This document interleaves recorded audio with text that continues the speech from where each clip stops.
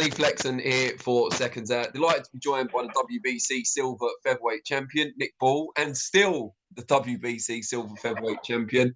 Probably took me longer to say that sentence than it did for your fight to last week.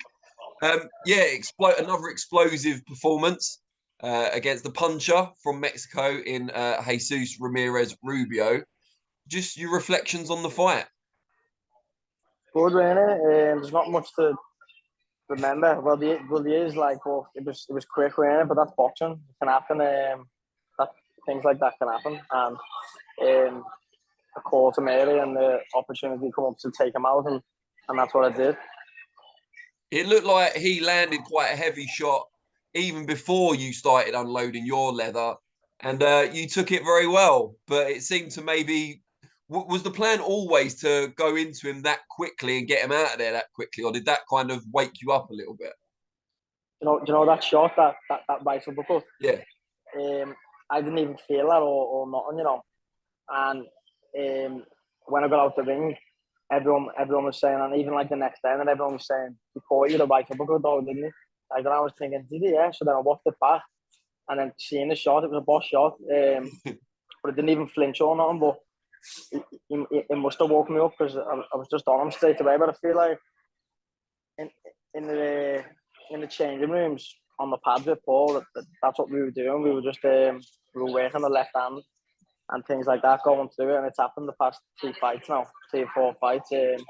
What we've been doing in the changing rooms, like minutes before we went out, and that's been the shot that's done it. But it's obviously not just in the changing rooms. It's all the hours in the gym and things like that. But it comes out when it's needed and most important on fight night, and it did. But yeah, that was a good shot. What he landed like.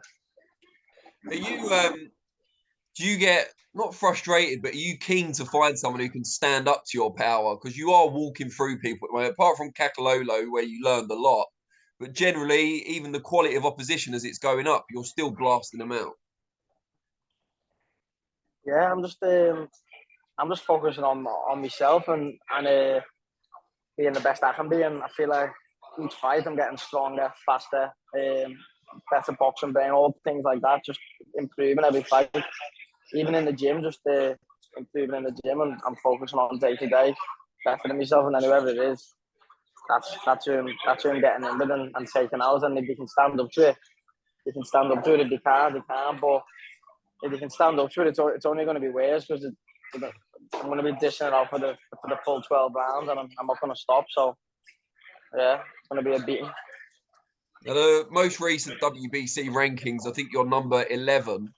Ray Vargas is the champion currently. How far away do you feel you are from a title shot or someone like Ray Vargas?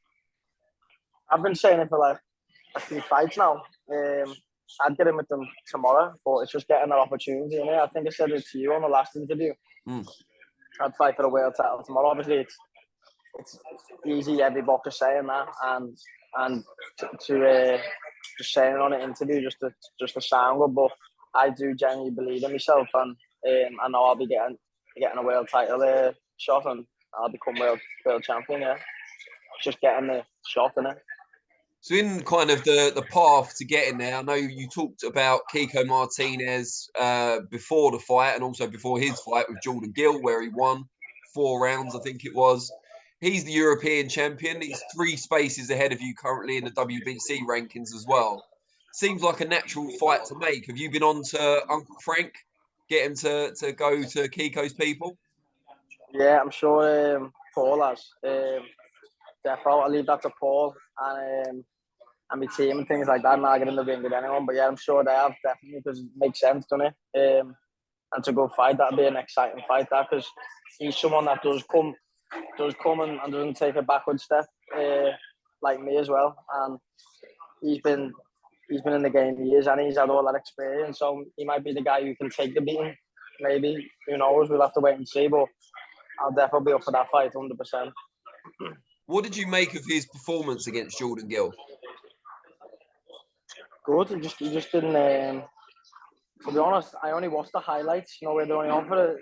He was only short, but good. He done what he had to do. He just kept coming forward. But I feel like if you let someone like that just come forward at you, then that's what they know. That's what they're gonna do, and it's gonna work. What they're gonna do, you're gonna let them. So yeah, but it was good though. He's strong, really, and done what he had to do. And also looking at kind of the rankings, this was more on BoxRec. There's only 4 British fighters that they rank ahead of you. I'm not always kind of in tune with the BoxRec rankings, but just in this case, you got like Lee Wood, Josh Warrington, who will probably fight each other next year as long as they don't lose before then.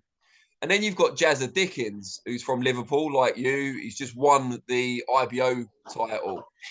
Before we talk about that him specifically, what do you make of the IBO title? Like, how do you rank it compared to the big 4? To be honest, Danny, you probably know more about them titles than me. I just like that green one, man. That green WBC one. I think that's the proper one, isn't it? That's the main belt. But a world title's a world title, isn't it? It's classed as a world title, but I don't really know much about them, you know. Yeah, so I can't really answer that, but it's a world title, isn't it? Have you ever considered a fight with Jazza, given he's from the same city, he's been around a long time, obviously very popular guy, and I'm sure you've crossed paths? I haven't considered and I wanted it to get me. I used to train with Jazza, but if that's something that comes up, or we're going to have to fight or the fight, then I'm not going to say no. Do you know what I mean? He's in my weight. Anyone who's in my weight, as I've told you before, they're in my way, so I'm going to have to get them gone, type of thing. It just seems like a natural kind of fit. Like you said, you used to train together. He's the veteran with the experience and the belt at the moment. You're the kind of up-and-coming unbeaten fighter. It just seems like a really easy one to sell. Yeah. I suppose it wouldn't. And I suppose loads of scousers would probably want to see that as well. But I'm not about this calling people out. I'll just fight whoever. That's who I am. And they know how I'm coming, the featherweight division. So yeah. Is your kind of ambition to dominate at featherweight, or do you see yourself at one point going through the weights? Yeah, I'd dominate at featherweight first and then go through the weights, definitely. Yeah, as time goes on. Because people consider you relatively short for a featherweight, but do you feel like because of the power and the physical strength, you can still go up to super feather, maybe even lightweight? Yeah, they say I'm short until they're on the floor. Or so I imagine you look pretty tall from the canvas. Yeah, they look short when I'm standing over them as well, innit, Danny? So yeah, they can say what they want. Different story when they're in there with me. I look like a little kid outside the ring, if that's what they want to say, little short. But when they're inside the ring with me, it's a totally different story. So just you'll have to wait and see, innit? And how do you get from where you are now to those world title shots? I know you've got Frank Warren behind you. You've just been a headliner as well, so that's a good sign last week. Is it just kind of being patient, getting those rankings fights, or are you someone that's constantly kind of on Paul saying, get onto Frank, do this, I want this guy, I want that guy? Yeah, I'm not constantly pushing it. I just like to turn up at the gym and get me training done, and I feel like what's meant to be will be and it'll happen, and the opportunity will come up if it's really meant to be. I believe in that, and all the hard work that you put in over the years, that does pay off, I think. And opportunities do come up if you, as you said, stay patient and just stay doing what you should be doing.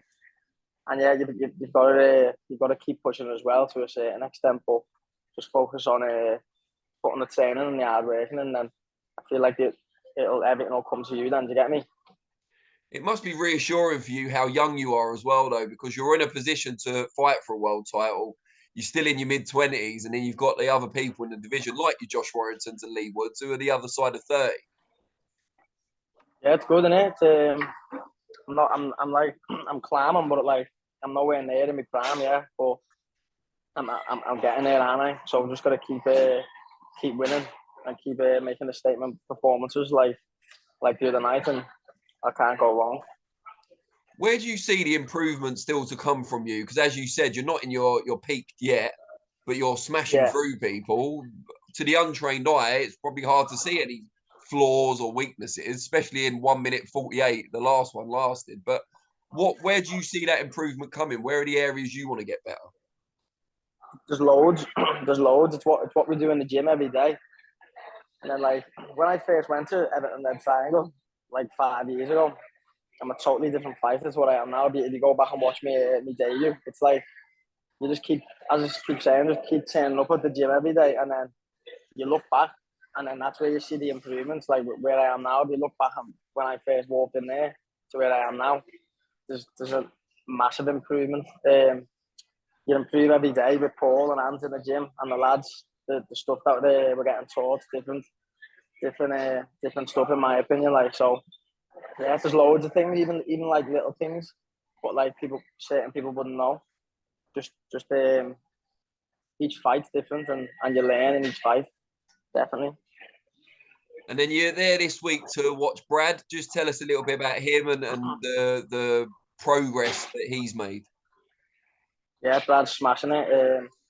I can't wait for this fight, to be honest. I get more nervous for the lads than I do. Obviously not nerves, but like, you know what I mean. But more than my fights. But yeah, he's looking the best I've ever seen him. Brad in the gym, he's flying. So looking forward to that Saturday night. And we've seen a couple of former stable mates of yours go to the training side at ERT as well recently, in Harry and Joff. What do you make of that? And I'm presuming that's good to keep the team together. Exactly what you just said. It's good to keep the team together, because they've been in the gym and then they've left and went on to do their own things, but now they're back. So it's good to always keep them around, because that's where they've come from, our gym. So yeah, it's good to keep them around and pass on their knowledge to the younger lads coming through. So yeah. What's the key to the success of the gym and the tightness, how close everyone is to each other? Where does that come from? I can't really explain it, it's just like you'd have to come and spend a day in our gym for me to explain it to you. Do you get me? It's like an unexplainable feeling, and I feel like that's good when it's like that. So you just, yeah, you'd have to come and experience it, to be honest. Well, I will. It's been about 5 years since I was last in the gym, in your gym. So yeah, I remember when you come. It was when I was you done the sit down interview, didn't we? Yeah, with everyone, like one at a time. Yeah, I remember. Yeah. So yeah, I'll have to come back and do it again. Tomorrow, Bomber's fighting, making his pro debut tomorrow in London. So I'm looking forward to that as well. Yeah, that'd be exciting stuff. I spoke to him just before when he signed with Frank as well. So yeah, I'm looking forward to it. He's right. Great stuff. All right, mate. I really appreciate your time. I'll let you get back to it. But yeah, best of luck with everything, and let's catch up again soon. Yeah, definitely. Nice one, Danny. Thanks. Cheers, mate. Take care.